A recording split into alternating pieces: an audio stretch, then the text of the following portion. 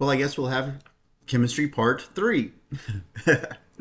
It's the unfortunate happenstance when the software keeps crashing.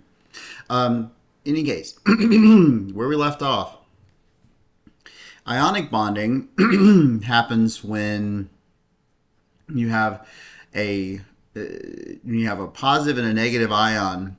Positive ion because you've lost an electron, like sodium, and a negative ion like chlorine that gains an electron in order to have a full outer shell.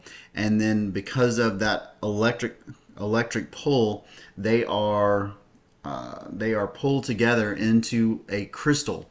And if you notice, these are not distinct molecules, which is why we don't call it a molecule. It's just one sodium, one chlorine, which is attached to the next chlorine, attached to the next sodium, and so on and so forth. So it creates this crystal matrix, which is why when you see like salt crystals, this is what you're seeing. But we don't refer to them as molecules because of the fact that it's not a distinct molecule, because the whole crystal kind of just runs together in this ratio, one sodium to one chlorine. But one atom loses an electron, one atom gains an electron, and so you end up with this ionic bonding.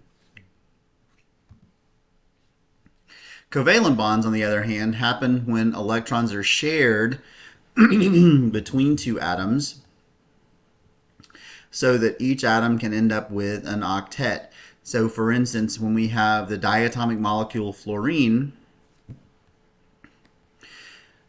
if we take a look, if these two atoms share one electron each, then what happens is you have a covalent bond between the fluorine molecules.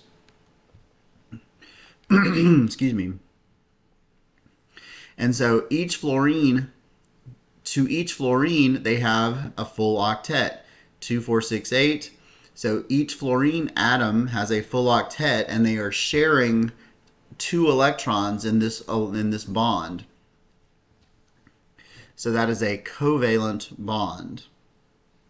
And typically, this is going to result in a neutral or nearly neutral bond.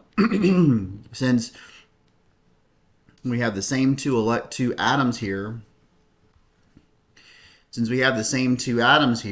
neither of them is going to be pulling on the electron any more than the other. So it will pretty much stay evenly between the two. This is not so much the case when we have, like with water, which is oxygen and two hydrogens. Oxygen exerts a much stronger pull on the electrons than hydrogen does. And so the hydrogen side of that tends to be positive, whereas the oxygen side tends to be a little negative. So here's some websites. And again, if you take a look at the non-recorded slide decks, you will be able to see, follow these links. Again, your information on the GACE. And then there's one thing that I want to put out here to you, and that's when we're looking at the numbers in chemical equations and chemical formulas, if we just see a C, that means we have one carbon atom. When we see O2, that means we have two oxygen atoms, the molecule of oxygen.